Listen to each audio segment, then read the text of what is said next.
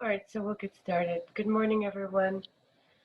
So, have a bolster and a strap at the center of your mat.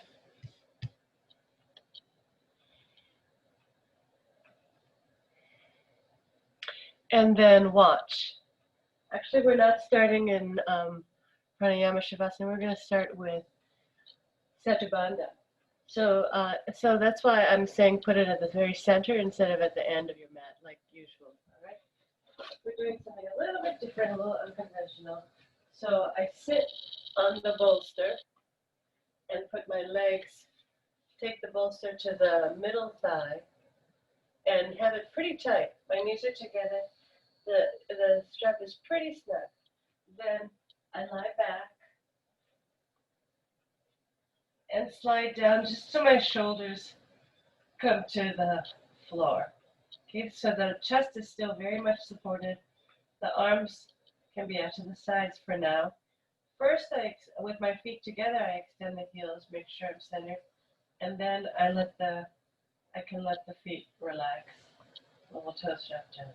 So I'm here in this position. Let me watch you now.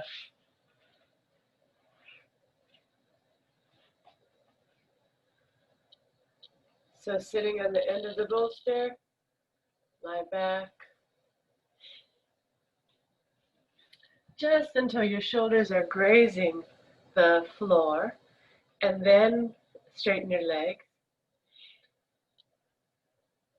First, reach into your heels.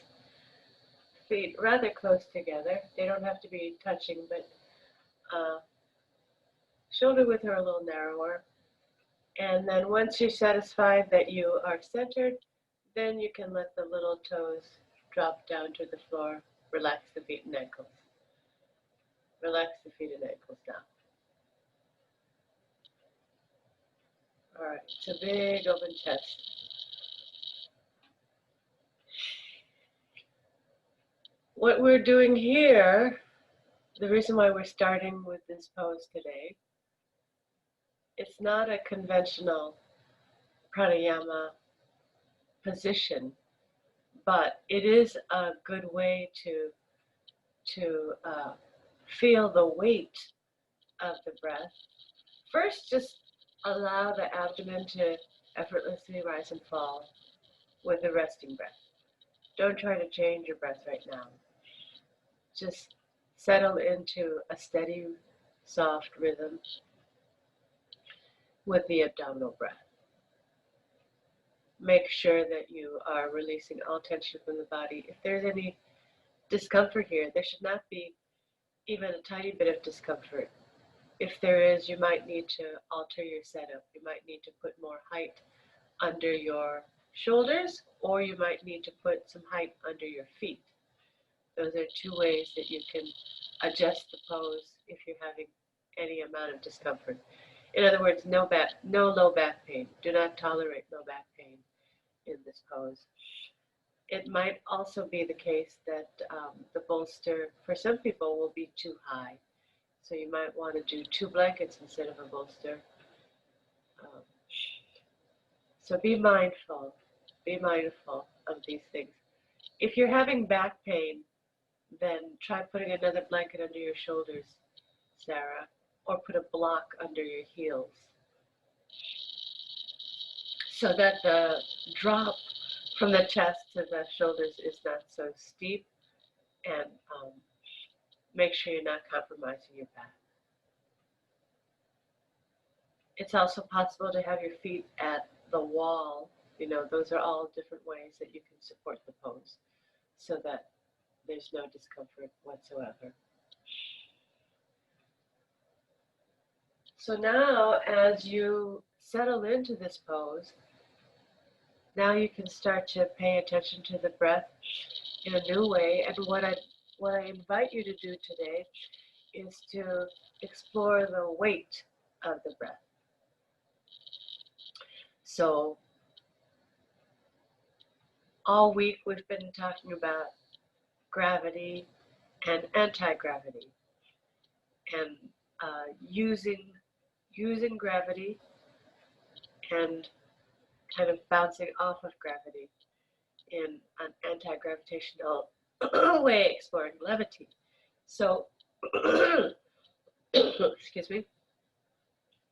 So here, observe the weight of the breath now as you start to draw the abdomen back during the inhales, such that the breath enters the chest region. And then exhaling, let the breath seep out, keeping the navel to the spine. So the resting breath, of course, is the abdominal breath with the abdomen rising and falling. And that is the way we breathe all day, hopefully. When we're relaxed, that's how we breathe. Hopefully, when we're asleep, that's how we breathe.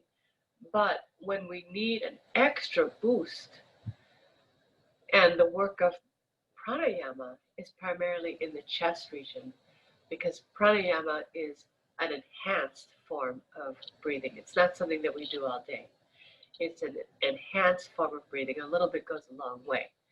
And so now start to observe this enhanced breath as it moves into the chest region. And so hopefully in this position you can feel that sort of gravitational pull of the pull of the breath into the chest region. Even air has weight.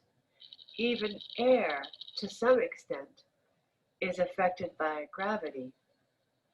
So can you feel the air drop into the chest region, expanding the top chest region near the collarbones, top of the sternum?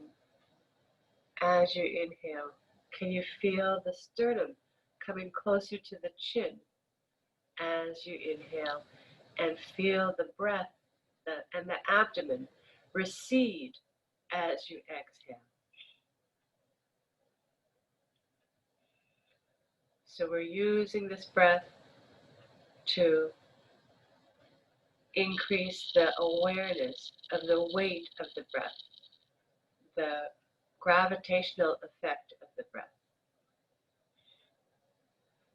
and using gravity to expand the upper chest region as the breath drops down into the chest region and spreads there.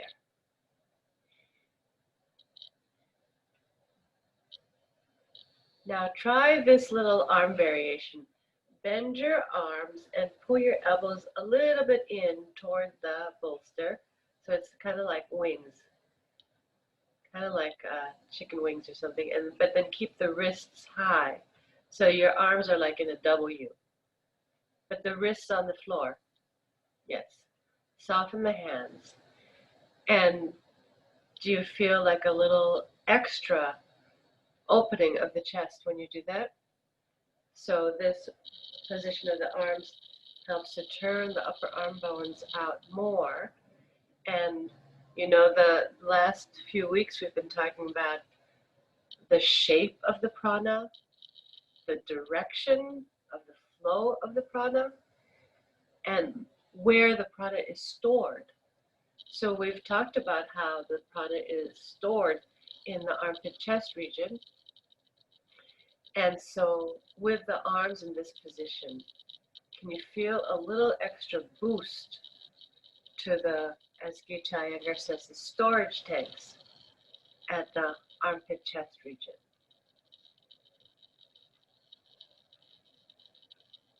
Continue the breath awareness here, cultivating the movement of the breath into the chest region, abdomen receding,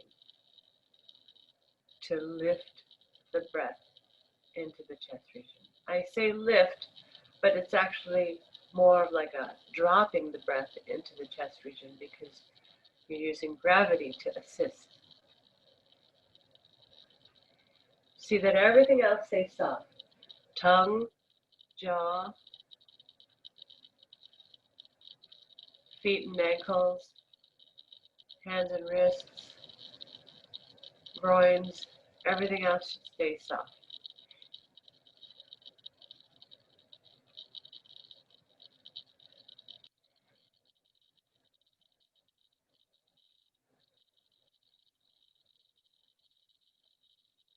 Take 3 more breaths here, and then return to the resting breath.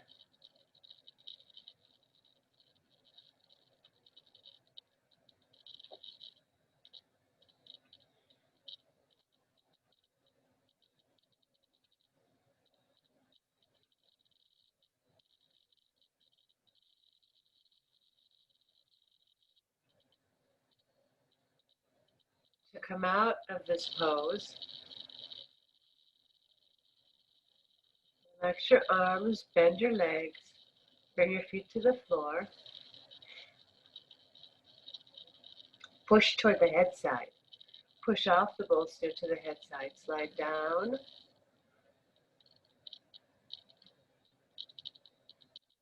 and then roll off, roll to your side, roll to your side, slide down, then roll to your side. Rest on your side for a couple of breaths. And you can loosen the strap or remove the strap. And then sit up.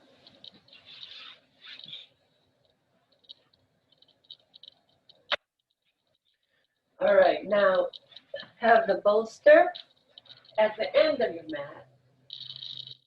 Have a blanket for your head. And let's lie down in Supta Virasana, okay? Now, if Supta Virasana is not easy for you, you could do Ekapada. You could do one leg at a time, all right? Or you could build the support up behind you. You could put 2 bolsters, you could put a stack of blankets, you can put pillows, towels. You could also sit on something, sit on a block or blanket underneath the hips. Supta Virasana. Supine hero pose. Have the arms extending downward toward the knees. Elbows relaxed on the floor.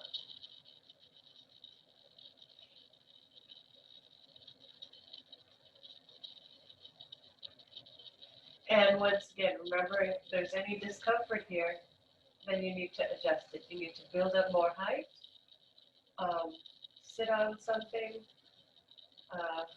do one leg at a time. Those are your options, all right? Fold the blanket, fold the head blanket one more time, Sarah. Have a little more height under your head. The reason is because we're still exploring the role of gravity here. And so if the forehead is a little bit higher than the chin, then it promotes the descent of the senses into the chest region so that the head is not active or heated here, but the head is cool, the brain is cool. All right, so settle into Supta Virasana. And hopefully already you feel a contrast. You sense the contrast between Setubandha Savargasana and Supta Virasana. Now, if you put something under your hips, you'll probably want to raise your height under your back up also. Here's a way that you could adjust that. Here's a way to provide height under your hips is you take a long blanket, put it under the bolster, or 2. You could put 2 blankets under the bolster, and then still have support for your head. If you run out of blankets, you can use towels. You can use a pillow from your bed. You can just grab whatever you can.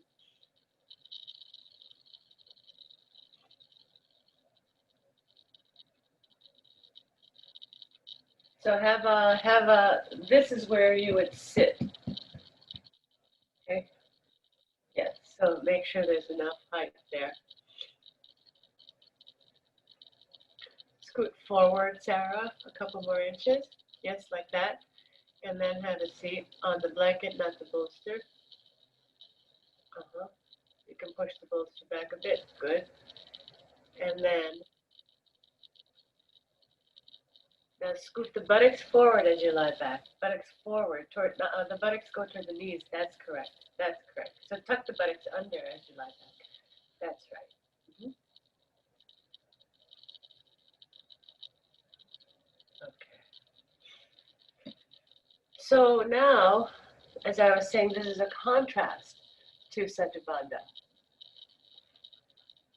So now maybe you'll feel the gravitational pull, the weight of the breath into the abdominal, lower abdominal region, the pelvic basin. So you can sort of sense that pelvic basin as like where the river starts, where the river of the breath starts. And so as you shift from the resting breath into the Ujjayi breath, then you will pull the breath upward into the chest region. See if you can create kind of like a rhythmic reverberation using the weight of the breath. Like imagine a balloon that is starting to lose some air, and how like you can take that balloon and kind of bounce it on the ground. Like if you drop it on the ground, it'll bounce back up, but it won't go all the way up to the ceiling. So it's kind of like that balloon that's not fully inflated, but is still has like a relationship to the earth, but enough air in it that it'll still float up. See if you can create like a rhythmic reverberating breath. So as you exhale, you're returning the breath down into the abdomen, pelvic basin, but there's a little bounce, and you feel the weight of the air rising up again. That the air can't help but rise. And then you feel the breath moving into the chest region, the rib cage, all the way up to the collarbones. But then you feel the gravitational pull of the air coming back down.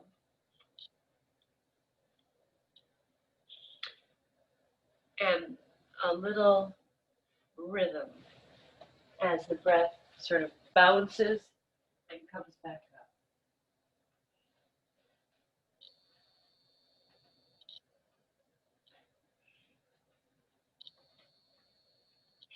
So here, as opposed to Satyabandha that we started class off with, you don't have the assistance of gravity to move the breath into the chest region, but you can create a little bounce.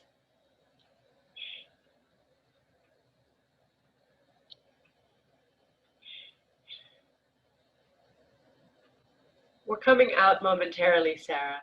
Okay?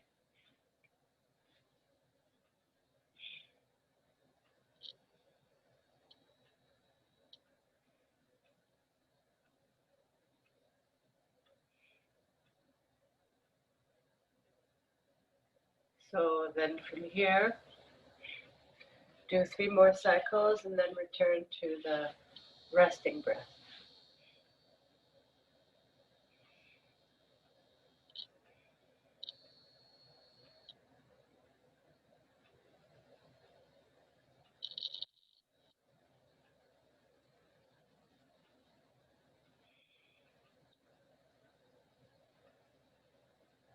And when you've finished, then press your hands into the floor and sit up.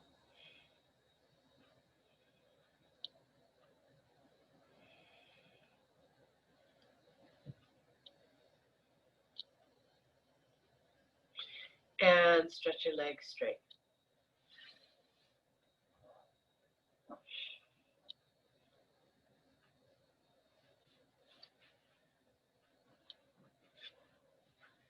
So now sitting in Swastikasana,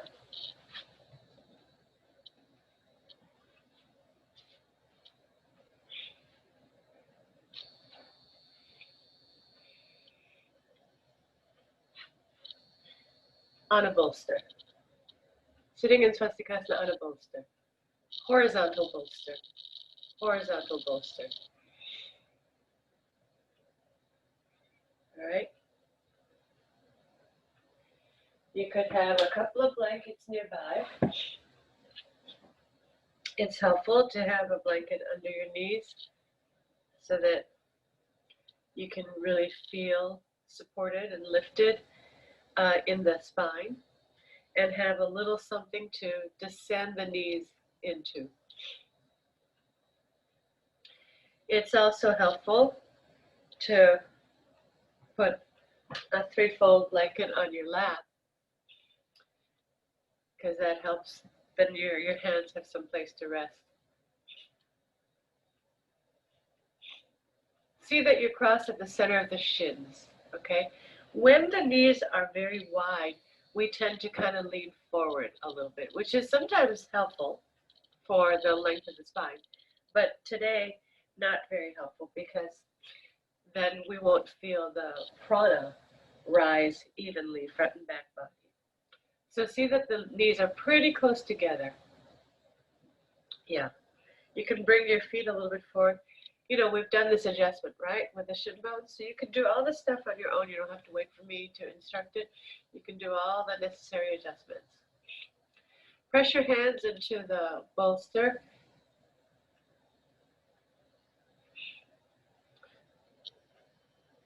So sitting on the bolster, press your hands into the bolster and then sit up very tall.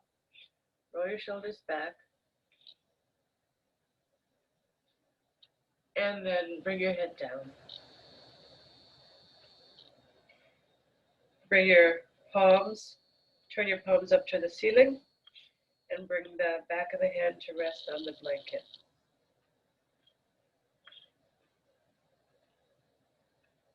All right. Soften the fingers. Let the fingers curl in. Yeah. Like when flower petals are just curling in toward the center before the sun comes out.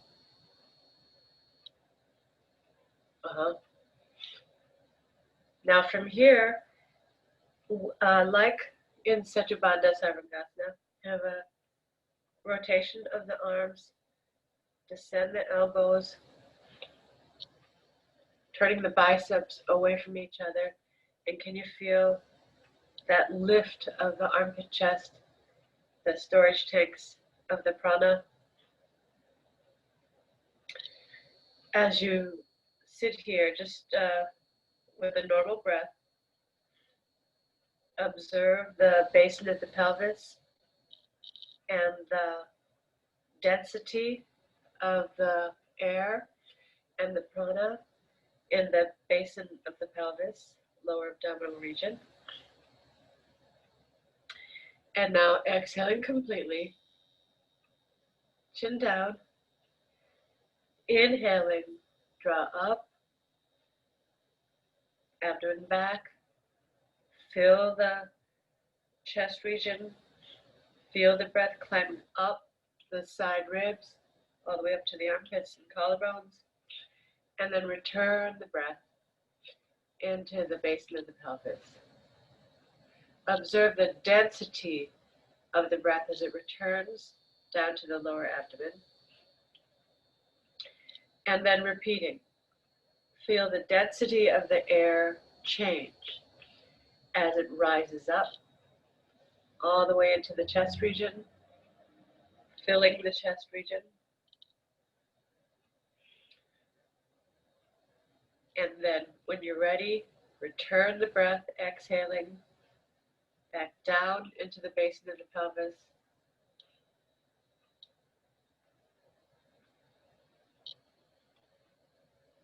And continue in this manner. See if you can create, like in Supta Virasana, a little bounce, a little reverberation of the breath, a gentle rhythm, such that as you exhale, there's a little bounce that enables you to take the next inhale. So we're exploring the gravity and the levity of the breath, exploring both those qualities of the lightness of the breath and the heaviness of the breath, and hopefully cultivating this gentle bounce so that the breath comes back up.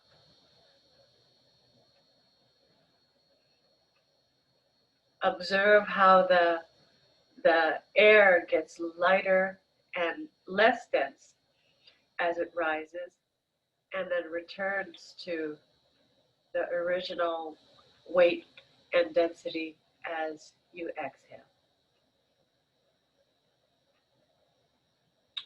Do 3 more cycles like this of Ujjayi, exploring the gravity and levity, the gravity and the anti-gravity of each breath.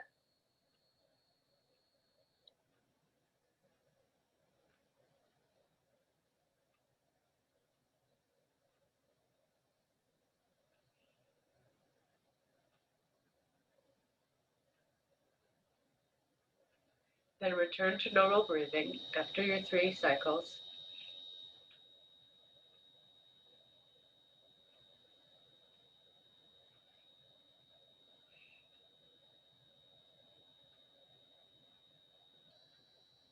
Keep your eyes closed. If you're done, bring your chin up. Sit quietly. You can turn your palms down when you're done.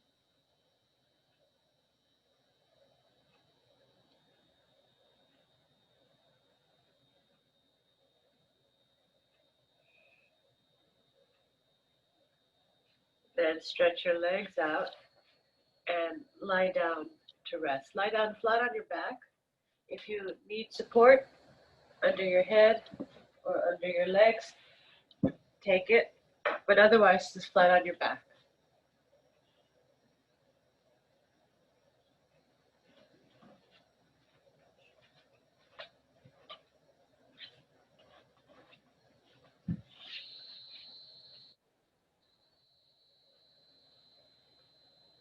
And now rest.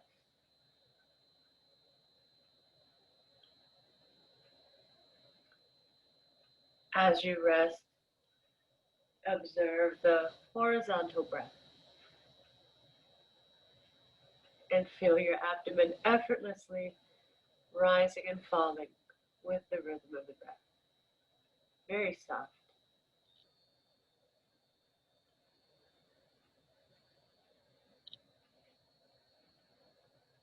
Release all effort.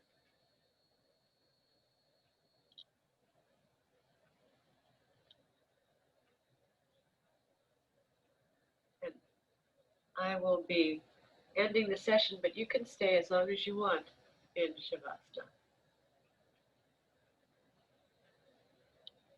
And thanks for coming. I hope you have a wonderful day.